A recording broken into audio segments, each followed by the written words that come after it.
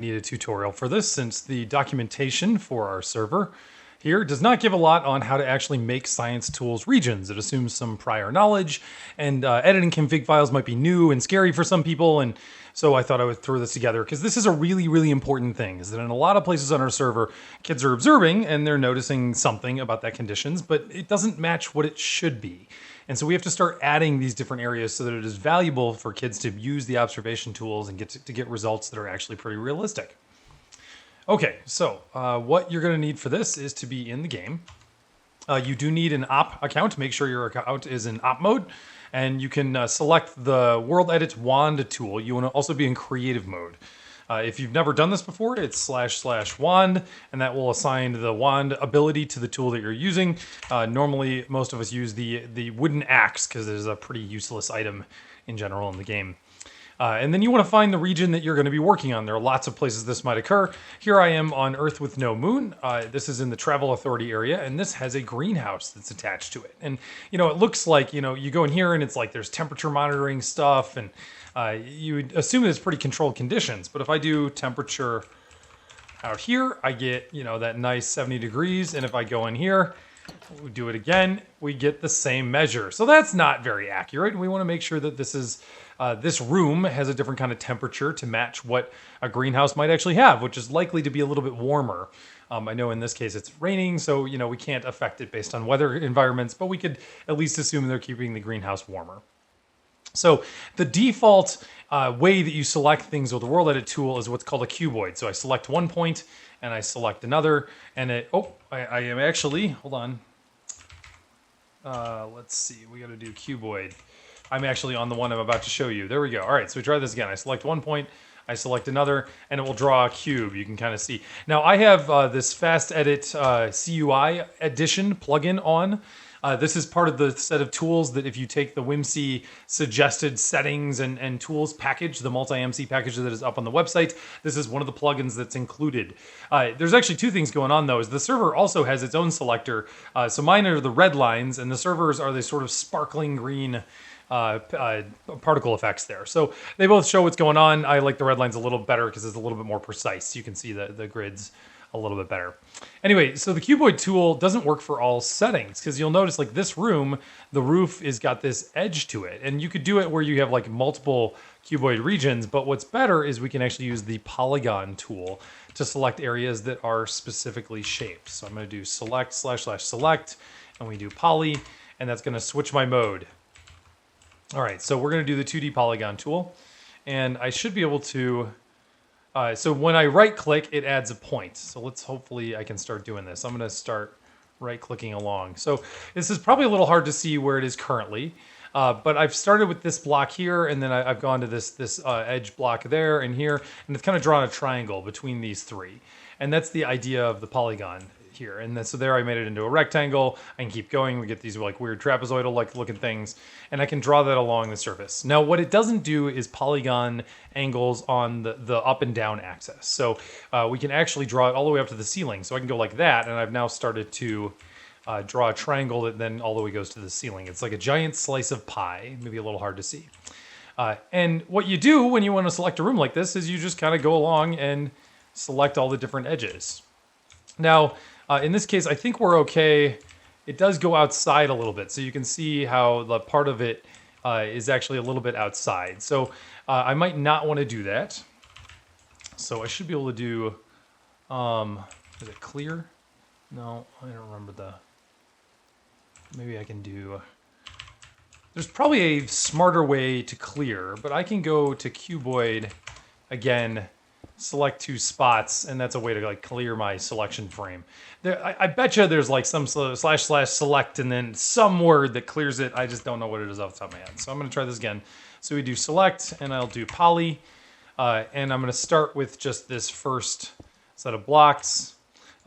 And once again, I right click each time to add a different point. So you can see I've started my triangle again.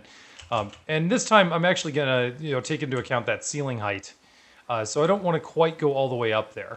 Now the good news is in this case, the player can't quite jump that high. So they're not going to be able to get up here to this highest level of blocks to be able to measure it. If they could, I might have to do something where I do a second region. But what I can do with this selection method is I can select a bunch of points all around the edge, and you can see how it's going in all the areas where if the player even jumped and took the measure, we would get it. I can go over here. Oh, I'm getting caught by the bamboo. I should be able to select down into that guy. There we go. So it's you can see it's drawn the triangle across the room now, and I can go to this wall. And here's where it's nice. See how that bisects through another room, or it cuts through another room? I can actually have it curve around the corner like this. So this is a little bit more accurate. So if they were in that little observation room, they would not be getting different temperature measures. They might. There is this issue of like glass blocks like this. Like technically, if they're up hugging against that block, this edge would be a different temperature. But you could also kind of imagine if they were up against the glass, well, the glass might be a different temperature if it were warmer, right? So that reading might not be all that inaccurate. But there are possibilities of block being able to be bisected by something like a glass pane or a fence or whatever, and have two measures available in that block. But this is still pretty good. So I've made a selection region here, and now I have to save my region. So I'm going to do RG create. You can also use RG define, and I'm going to call it greenhouse, and I'm going to give it an owner. I like giving things owners. The reason is that it's a kind of documentation. We know that I made this and not somebody else. And if it's screwed up or if there's a problem, somebody can be like, Jeff, what are you doing? Come on, man.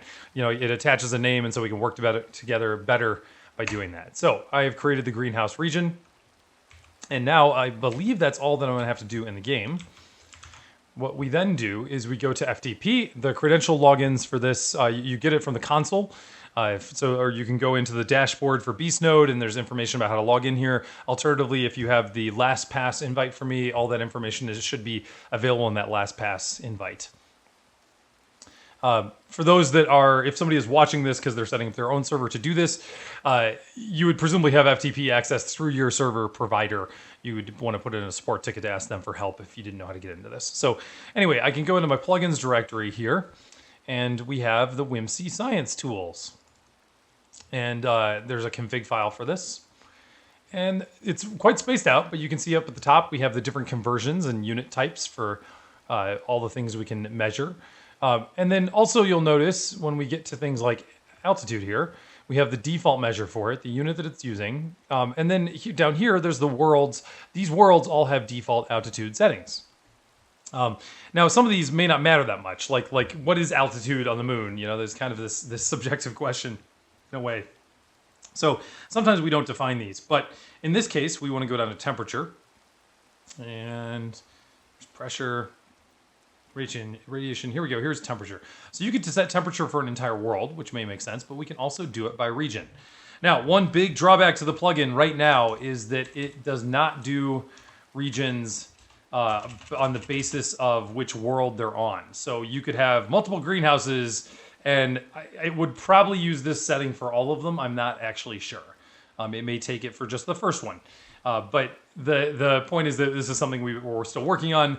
We might add that as a function later. But for now, I can do... And if we anticipated lots of greenhouses, I might do greenhouse - no moon.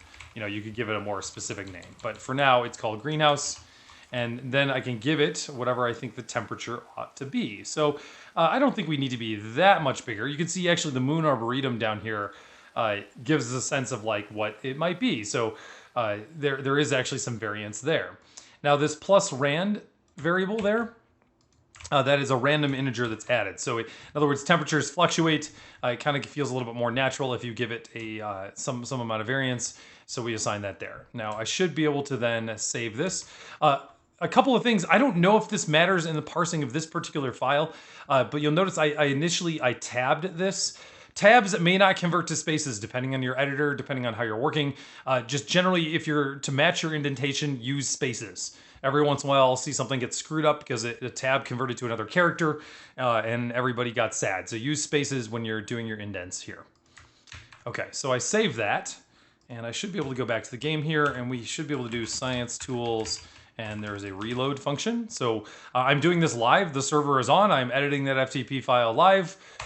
We did a reload, and now let's try temperature and see if it works. Aha! So this room now is reading as 26.7 degrees. And I should be able to walk out here, and let's try it out here.